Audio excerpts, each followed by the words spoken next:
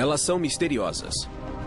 Alguns as consideram estranhas, outros as reverenciam, poucos as compreendem. Por causa de suas crenças, milhares foram mortas e torturadas. Elas são as bruxas. Muitas vezes eram queimadas em grupos. Desde a antiguidade, as bruxas são vistas como seres do mal. Vou pegar você, querida. Hollywood usou a imagem das bruxas como um modo de contar histórias fantásticas. Mas as bruxas de hoje dizem que essas histórias não são verdadeiras. Pensam que sacrificamos gatos no quintal e que rezamos para o diabo. Os rituais misteriosos provocaram debates políticos. Bruxaria não é uma religião. Mas as bruxas dizem que sua religião está florescendo. A bruxaria é um ótimo estilo de vida. É um caminho espiritual maravilhoso. Elas podem ser encontradas em culturas por todo o mundo. São médicas, professoras e soldados. Mas a bruxa moderna raramente é aceita. Um homem passou na frente da casa, saiu de seu carro e ficou gritando que vamos morrer e iremos para o inferno. Silver Ravenwolf, de Harrisburg, Pensilvânia, é dona de casa, escritora e líder do clã da Floresta Negra, um coven, ou grupo de bruxas. O coven de Silver tem 800 membros em todo o país. Silver diz que a bruxaria está em sua família há séculos. Eu me orgulho muito da bruxaria. Ela deve ser respeitada, pois era praticada por meus antepassados. Água, terra, espírito eu sou. A bruxaria atual é um caminho espiritual com rituais ligados aos ciclos da vida e das estações. A magia é feita para trazer bem-estar.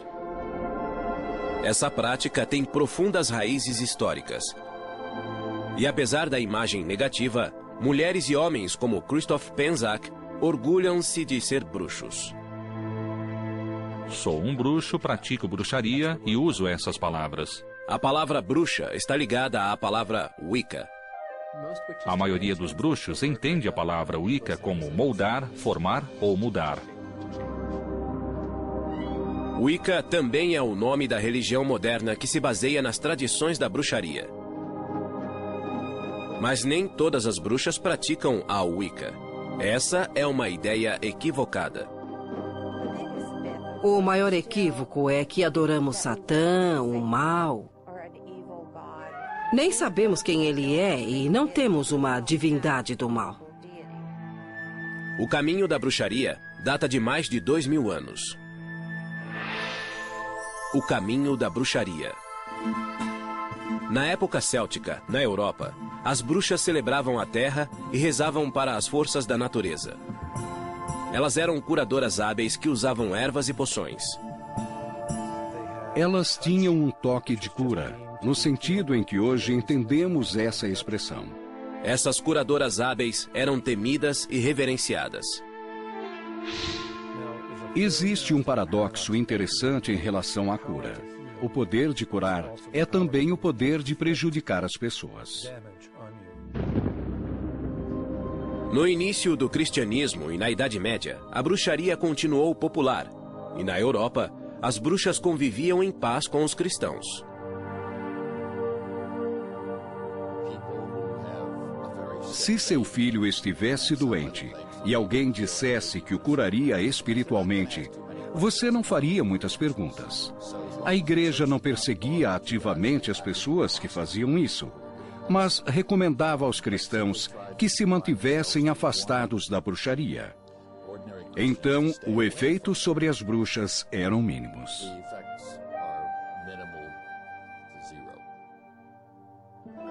Em 1231, a Igreja Católica Romana criou a Santa Inquisição para capturar heréticos.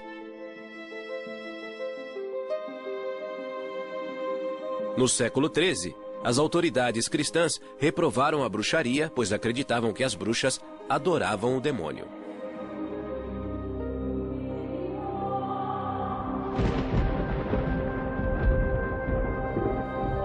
Em 1320, o Papa João XXII expandiu a Inquisição, que passou a perseguir as bruxas. É um grande salto passar da crença que os heréticos ligavam-se ao demônio para a afirmação de que a magia sobrenatural estava associada ao diabo e era tão perigosa quanto a heresia. Durante o século XIV, os caçadores de bruxas perseguiam as adoradoras do diabo. Milhares de pessoas, na maioria mulheres, foram enforcadas ou queimadas. Em 1486, 2 monges dominicanos publicaram o Malleus Maleficarum, o martelo das bruxas. O Malleus Maleficarum é o primeiro livro sobre bruxaria que visa especificamente as mulheres.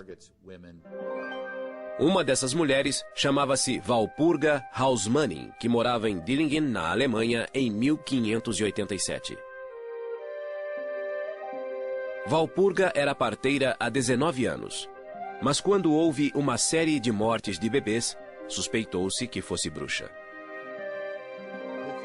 O que provocava suspeitas contra uma parteira era um parto aparentemente normal que não acabava bem e o bebê morria sem um motivo claro. Se o bebê nascia deformado e morria, havia uma explicação racional. Walpurga foi presa e, sob tortura, ela confessou ter matado 43 bebês e sugado seu sangue, como uma vampira. A tortura só parou quando ela confessou aquilo de que era acusada. Walpurga foi condenada à morte e foi queimada viva. Em 1604, na Inglaterra, a lei da bruxaria tornou a prática um crime capital.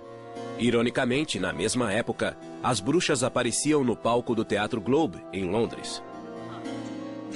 Duro e pesado, fardo e infortúnios, arde o fogo e o caldeirão borbulha. Na famosa tragédia Macbeth, Shakespeare incluiu 3 bruxas que profetizavam. E isso tornou possível contar uma história interessante em que acontecem coisas incríveis e dar uma explicação plausível para esses acontecimentos. Em 1611, a Bíblia, na versão do rei Tiago, no Êxodos, capítulo 22, versículo 18, afirmou: "A feiticeira não deixarás viver." Essa versão chegou aos Estados Unidos no final do século XVII, quando os puritanos cruzaram o Atlântico. A cidade de Salem foi tomada pela histeria contra as bruxas.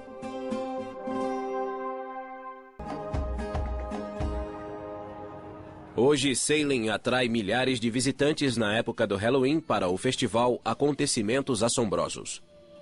Mas 300 anos atrás, as bruxas não eram celebradas. Pânico puritano. Além dos peregrinos, os puritanos vieram para a América em 1620, desiludidos com a Igreja da Inglaterra.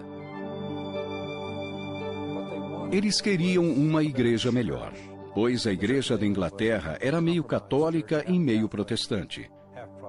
A palavra puritano significa que eles eram totalmente protestantes. Muitos puritanos foram para Salem, Massachusetts. Salem era dividida em 2 comunidades: Vila de Salem, perto da Bahia, e Aldeia de Salem, a alguns quilômetros da costa. A aldeia de Salem era uma comunidade mais agrária, enquanto a vila de Salem era um centro comercial. A paróquia da aldeia de Salem era guiada pelo reverendo Samuel Parris.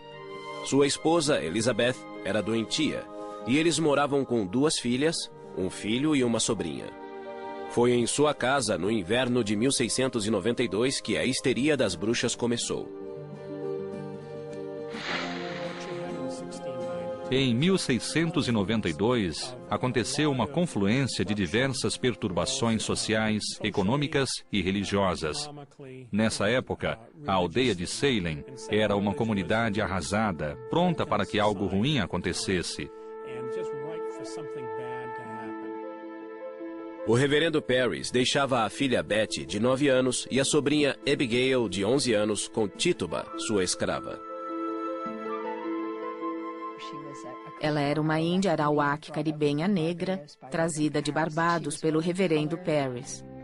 Certo dia, Tituba contou histórias fantasiosas de sua vida em Barbados, incluindo magia e voodoo. O segredo logo se espalhou para outras meninas na aldeia que se juntaram ao trio mágico. As meninas liam a sorte colocando clara de ovos em água, identificando uma forma e prevendo com quem se casariam. Isso era contrário à crença puritana. Um pouco depois, Betty e Abigail começaram a agir de modo estranho e a entrar em transe. O médico da aldeia não encontrou motivo físico e afirmou que era espiritual, um trabalho de bruxaria. Esse diagnóstico combinava com a crença puritana de que os espíritos vivem em uma realidade invisível. Logo, outras meninas na aldeia apresentaram os sintomas. Em vez de separá-las, eles as colocaram juntas, o que foi uma ideia ruim. É como uma reação em cadeia. Assim que uma tinha Para o reverendo sintoma, Parris, o demônio as outras chegara a a Salem. imitavam. Ele pressionou Abigail e Betty, e elas acusaram Tituba. Em 29 de fevereiro de 1692, os juízes da vila de Salem acusaram Tituba de bruxaria. A princípio, ela negou, mas depois fez algo que trouxe terror à aldeia. Ela confessou. E isso mudou completamente a situação. Por que ela fez isso? Talvez o reverendo Parris tenha decidido espancá-la. Talvez ela tenha percebido que esse era o único modo de evitar a forca. Todos tinham pecados secretos. E isso cria uma enorme pressão para falar e confessar. Uma parte importante da confissão era acusar outros. Tituba acusou 2 mulheres da aldeia, Sarah Osborne e Sarah Good. A ideia de mais bruxas na aldeia criou histeria em massa e mais acusações. Alguns homens foram acusados, mas a maioria era de mulheres. Na visão patriarcal, as mulheres eram criaturas irracionais que tendiam a se ligar ao demônio. Bride Bishop, abra a porta! Muitas temiam a batida à porta. As acusadas eram tiradas de casa e levadas ao centro da aldeia para serem julgadas. Os juízes perguntavam: você assinou um pacto com o diabo? Isso significava rejeitar o cristianismo. Foi ao bosque para ser batizada. Os juízes deviam encontrar provas que identificassem uma bruxa. Usavam parteiras para examinar o corpo da mulher em busca da marca do demônio. A mulher era despida, e isso era humilhante para uma puritana. O interessante é que, às vezes, as parteiras encontravam as marcas. Outro teste usava água. Pensava-se que, por ser pura, a água rejeitaria uma bruxa. Se flutuasse, ela era culpada. Se afundasse, seria inocente. Até o verão de 1692, cerca de 200 pessoas, entre homens e mulheres, haviam sido acusados de bruxaria. Em 2 de junho, a primeira mulher foi levada a julgamento. Uma dona de taverna chamada Bridget Bishop. Sou tão inocente quanto um bebê. Muitas provas contra ela foram apresentadas no julgamento, mas hoje seriam risíveis. Houve depoimentos de homens que diziam que ela aparecia para eles à noite em sonhos. Os depoimentos com base em sonhos ou visões eram chamados de provas espectrais. Acreditava-se que o demônio podia assumir a forma de uma pessoa, e essa pessoa viria como uma visão ou alucinação e poderia lhe fazer mal. A teoria era que o demônio podia entrar no corpo de alguém. Bridget Bishop foi considerada culpada. Ela foi a primeira a ser enforcada em 10 de junho de 1692. Um mês depois, em 19 de julho, Sarah Good teve o mesmo fim. As execuções continuaram no outono até que o governador William Phips interferiu, temendo que as acusações fossem falsas. O governador Phips ficou famoso por dizer: "Vou interromper os julgamentos até sabermos quais os critérios para ter certeza quem é de fato bruxa e quem não é." 14 mulheres e 5 homens já tinham morrido na forca, e outro homem havia sido espremido até a morte embaixo de uma prancha com rochas pesadas. 5 pessoas morreram na prisão antes do julgamento. Tituba foi libertada e vendida para outra família. 5 anos depois, em janeiro de 1697, mais de 12 pessoas confessaram depoimentos falsos. A vergonha dos julgamentos de Salem ajudou a acabar com a execução de bruxas nos Estados Unidos. Em 1992, 3 séculos depois, as vítimas foram lembradas em um memorial. A imagem da bruxa mudou, mas as percepções negativas persistiram e ganharam força. No final do século XVII, a caça às bruxas acabara na América e declinava na Europa. O iluminismo começava e a imagem da bruxa evoluiu novamente. Romantizando a bruxa. O século XVIII trouxe o fascínio pela ciência e a racionalidade. Era ridículo acreditar em bruxas que voavam e em bruxarias. No século XVIII, as autoridades disseram que a bruxaria era impossível, na tentativa de persuadir as pessoas a não temerem as bruxas. A lei inglesa refletiu a mudança. A Lei da Bruxaria, de 1736, anulou a lei anterior e afirmou que quem dissesse lançar feitiços seria multado ou preso como falsário. Na Alemanha, a última execução foi em 1775 e na Suíça, em 1782. Historiadores estimam que, até o final do século XVIII, 50 mil pessoas morreram como bruxas e 80% eram mulheres. Durante o século XIX, as classes cultas consideravam a bruxa como uma zombaria. Em vez de alguém que voava e fervia bebês em reuniões noturnas, a bruxa passara a ser uma criatura ridícula, com um chapéu velho e pontudo. A literatura infantil ajudou a transformar a bruxa em uma mulher tola e doente. Mas mesmo assim, as bruxas continuaram a assustar, especialmente no Halloween.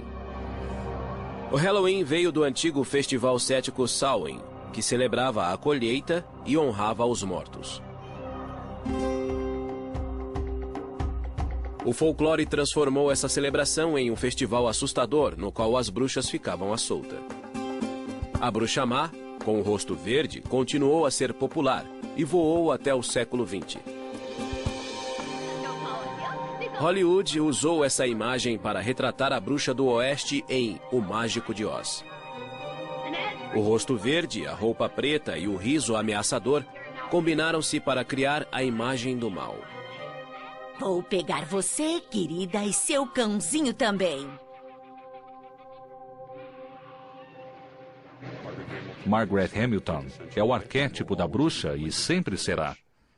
Todas as bruxas que vieram depois de Margaret Hamilton basearam-se nessa imagem, com o chapéu pontudo, o nariz comprido e a voz que todos conhecem, mas que não consigo imitar.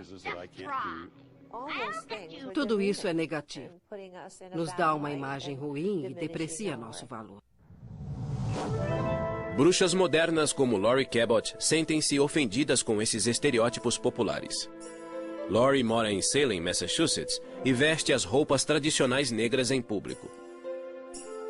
É assim que ela honra as deidades respeitadas pelas bruxas, masculino e feminino, o deus e a deusa. Fiz um voto à deusa de usar as roupas negras e o pentagrama para sempre, em sua honra. Para Lori, ser uma bruxa é uma jornada espiritual guiada por uma antiga tradição. A bruxaria é um bom modo de vida e um caminho espiritual, um caminho científico, que é igual ou superior a todas as outras religiões. Lori Cabot é conhecida como a bruxa oficial de Salem, Massachusetts. Ela recebeu esse título em 1977, quando o governador Michael Dukakis premiou-a por seu trabalho beneficente. Quando se candidatou a presidente em 1988, Dukakis foi criticado por seu gesto. Ele se arrependeu muito de ter usado a palavra bruxa. Talvez tenhamos prestado um serviço ao país. Lori Cabot nasceu em 1933 em Wewoka, Oklahoma. Ela diz ter dons de vidência desde criança. Eu conseguia prever o futuro. E meu pai dizia, deve haver uma ciência por trás disso. Então, começamos a pesquisar em bibliotecas. Quando Lori tinha 11 anos, a família mudou-se para Boston, onde ela e a mãe conheceram uma bibliotecária chamada Felicity. A bibliotecária percebeu algo familiar em Lori e revelou um segredo pessoal. Ela murmurou, sou uma bruxa de Kent, Inglaterra, e acho que sua filha é uma bruxa. Minha mãe só fez, pois não sabia o que pensar. Felicity ofereceu-se para ensinar Lori. A mãe de Lori aceitou e foi com a filha até a casa de Felicity. Aos 16 anos, Lori terminou seu treinamento, mas ainda manteve sua identidade de bruxa em segredo. Lori gostava de se apresentar em público e aos 18 anos tornou-se bailarina.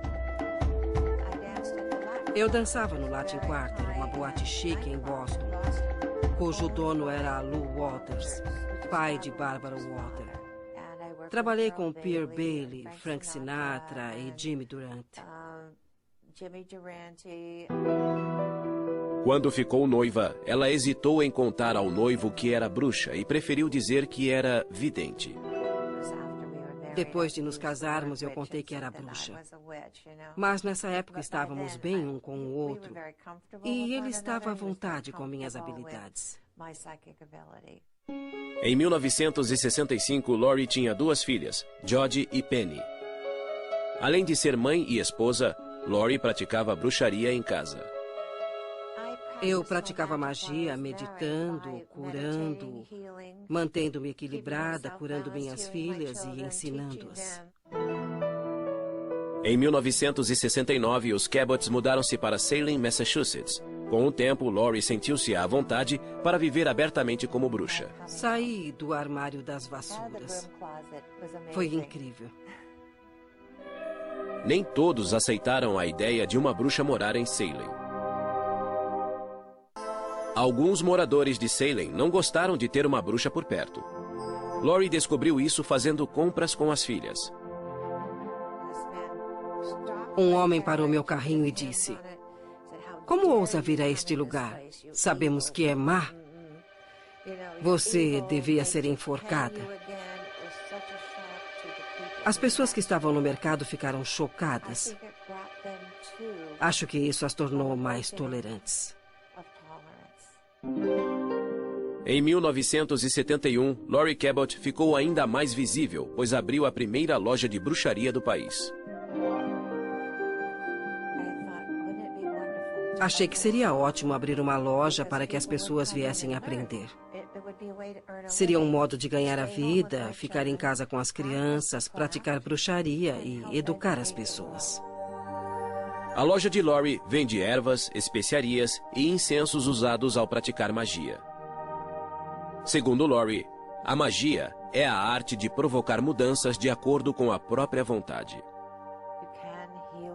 Você pode se curar usando magia, que é a ciência de usar sua mente, ervas, cristais e poções. Algumas poções podem ser bebidas, mas a maioria das poções é usada como perfume. A energia dos olhos ativa o cérebro para reforçar o sistema imunológico. Essas poções funcionam há séculos. Laurie ensina a ciência da magia, que exige conhecimento de ervas e de padrões cósmicos. Christopher Penczak estuda com Laurie desde 1993. Laurie Cabot foi essencial ao me mostrar o poder e o amor pessoal. Por meio das experiências de cura psíquica dela, eu pude sair das aulas sentindo-me conectado ao universo e capaz. Evoco a grande deusa que habita no céu acima de nós.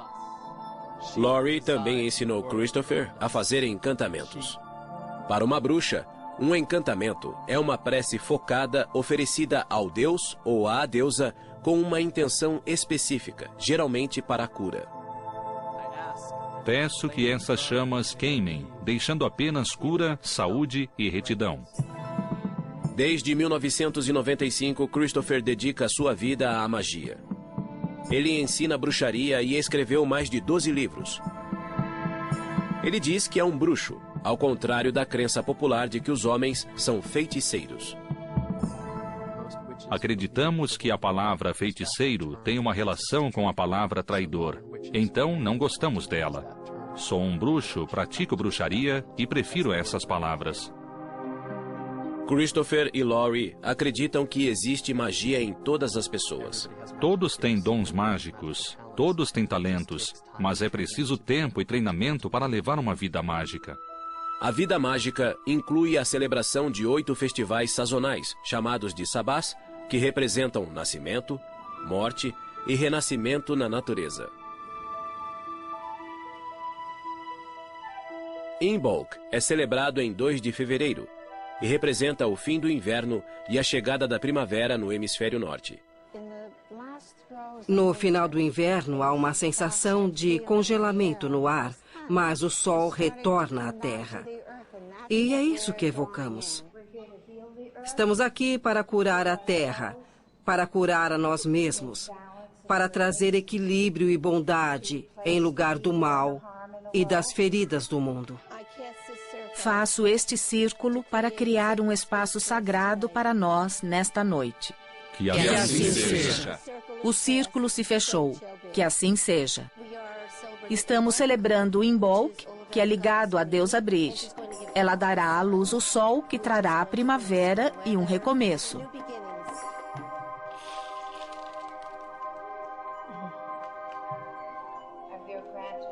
Recebemos os dons do fogo, espírito, amor e cura. Todas as artes mágicas. Usamos sementes de girassol. O que é melhor que o sol voltando à Terra? Tomamos essas sementes e as levantamos sobre a cabeça. Esperamos que renovem a terra. Abençoamos as sementes e as levamos para casa, para plantá-las, para que comecem a crescer. Alegria se encontra, alegria se separa e se encontra de novo. Sim!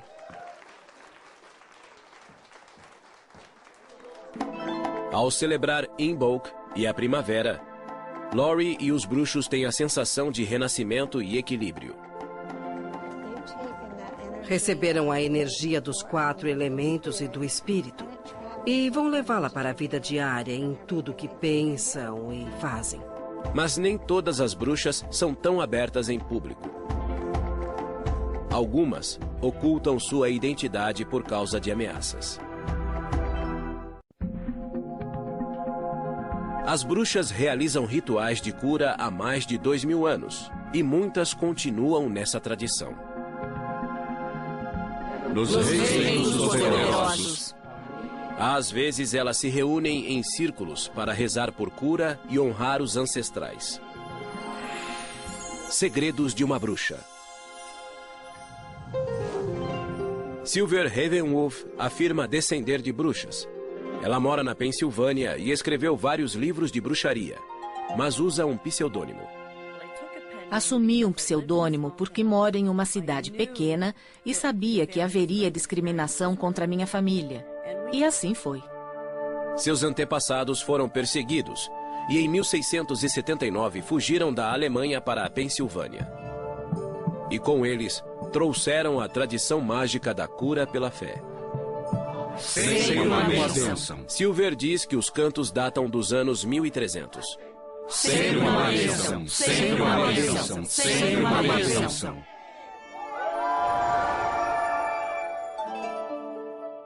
Silver nasceu em 1956 e cresceu ouvindo histórias sobre bruxaria.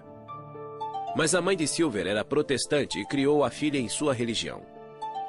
Silver nunca se considerou cristã devota, mas acredita no poder da magia.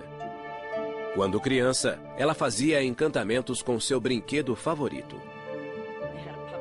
Eu tinha um fantoche que usava para fazer pedidos que sempre aconteciam. Isso me assustou e parei de usá-lo. Silver foi influenciada pela famosa série de TV dos anos 60, A Feiticeira. Eu queria ser Samantha e mexer o nariz para limpar a casa. Elizabeth Montgomery era linda e não se parecia em nada com a imagem popular de uma bruxa com que estamos acostumados. Era uma história de alguém que tentava viver em um mundo onde era completamente diferente dos outros. Era assim que Silver se sentia. Aos 16 anos, ela viajou para a Espanha com sua classe de espanhol no ensino médio. Quando voltou, sua mãe morreu de leucemia. A morte da mãe foi uma tragédia que alterou a vida de Silver. O mundo não fazia sentido. A religião que aprendera não me ajudou. E então encontrei a Wicca. Wicca é uma religião ligada à natureza e aos 4 elementos naturais: terra, ar, fogo e água. Para os wiccanos, o sol simboliza seu deus e a lua simboliza sua deusa. A Wicca baseia-se em ritos pagãos europeus e chegou aos Estados Unidos nos anos 50. Gerald Gardner, um funcionário público inglês, popularizou-a com o livro Bruxaria Hoje. O livro foi publicado em 1954, 3 anos depois da anulação da lei que multava ou prendia quem evocava espíritos ou fazia encantamentos. Gardner pesquisou rituais pagãos que reconheciam um deus da terra e uma deusa-mãe. Era moda nos anos 60, pois era contra a cultura. Se o cristianismo medieval era a opressão da igreja cristã, a bruxaria era a resistência clandestina. Os wiccanos são um subgrupo das bruxas, mas nem todos se consideram bruxos. Tanto a Wicca quanto a bruxaria reconhecem a lei tríplice. Na Wicca dizemos que tudo que você fizer voltará para você 3 vezes. Não há perdão para os pecados. Você é responsável. Silver diz que a Wicca permitiu-lhe explorar a ciência da magia e fazer mudanças positivas. A Wicca permite incluir a ciência na sua vida, pois a magia não é nada mais que física quântica. Ela estudou física quântica para descobrir a relação entre energia e matéria. Eu era uma bruxa solitária e praticava sozinha, sem treinamento. Eu voava com autoconfiança mágica. Em 1980, Silver conheceu Irvin McCormick, apelidado de Mick. Os dois se apaixonaram e casaram, e Mick aprendeu Wicca com a esposa. Tiveram 4 filhos, e a princípio guardaram segredos sobre sua religião, mas os vizinhos descobriram. Pensam que sacrificamos gatos no quintal e que rezamos para o diabo. Silver decidiu praticar a religião abertamente para que vissem que não causava danos. Os wiccanos acreditam que a energia que existe em tudo pode ser dirigida pelos cantos e rituais. Terra, espírito, eu sou. Alegria! Eu sou. Fogo, eu sou. Silver dedicou-se totalmente à bruxaria para escrever um livro para iniciantes. Em 1993, Voando em uma Vassoura de Prata foi publicado e teve sucesso. Silver é a líder do clã da Floresta Negra, um coven, ou grupo de bruxas da mesma tradição. Trabalhamos juntos. Há mais poder em um grupo quando se faz magia para uma pessoa. Guardiãos do Norte, elemento terra. Pedimos que as energias da terra venham, nos ajudem e nos guiem no que estamos fazendo no ritual. Silver usa a magia de seus ancestrais para murmurar preces de cura. Funciona se murmurar cantos silenciosos que ninguém ouve. Você sabe o que diz, mas nem a pessoa com quem trabalha ouvirá. Rezo por minha mãe. Peço que os espíritos aliviem a dor e o sofrimento que ela suporta há bastante tempo. Não adoramos o demônio. Tem a ver com cura, com amor e luz e como respeitar a terra. A filha de Silver, Felin, é parte do Coven e é sargento do exército. A médica de 25 anos diz que foi discriminada por ser bruxa. Não é que o exército trate mal as bruxas, mas algumas pessoas têm dificuldade para conviver com quem é diferente deles. Mas uma viúva wicana acha que os militares foram injustos. E sua campanha por liberdade religiosa chamou a atenção de George Bush e da imprensa.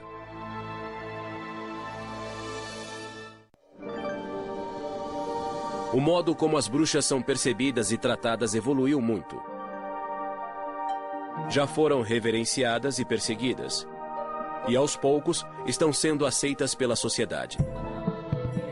Apesar da maior aceitação das bruxas, a cultura popular ainda é ambivalente diante delas. Em 1999, o filme A Bruxa de Blair as retratou como assustadoras. O público não vê uma bruxa nesse filme. Praticamente não se vê nada, além de movimentos de câmera.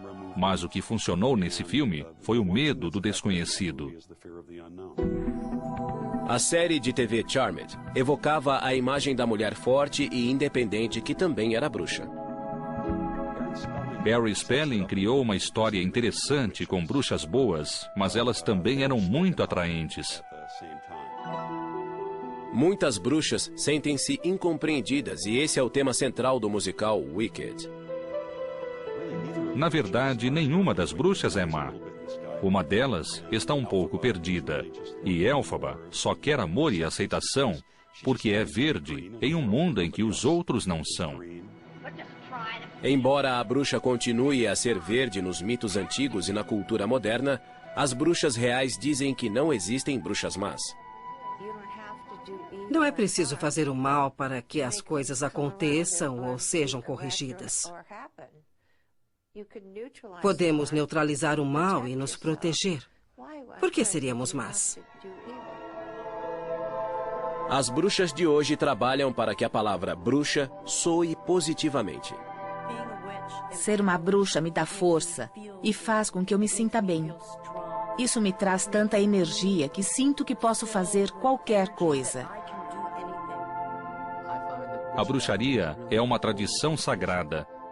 Desejo que essa visão seja divulgada e não sejamos mais considerados maus. As pessoas precisam entender que isto é real e sério, e que podemos beneficiar a humanidade, mudar o mundo, curar as pessoas e curar a terra por meio da magia.